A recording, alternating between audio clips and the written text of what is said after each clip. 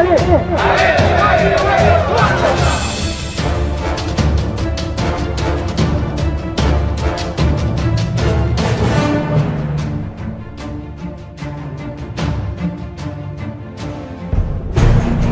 menolak hasil pemilu pileg dan pilpres 2019 dan meminta KIP untuk melakukan pemilu ulang.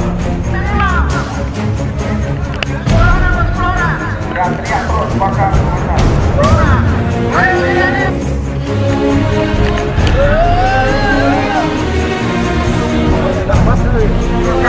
Agar macam semangat tertib dalam menjalankan jurasa.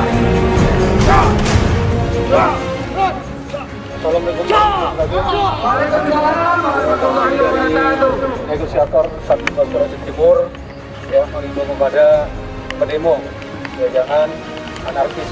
Jika ada aspirasi yang disampaikan silakan ditentukan atau ditampilkan siapa saja itu aspirasinya. Itu pemilu tidak adil. Karena nomor 3 sudah menang. Tapi kita lalu kalah. Itu kami mundur, kami tidak anarkis. Ya, itu apa pun berkata Pak. Kenapa ada kami supaya itu malah tidak luar. Nah, aja kami salah lupa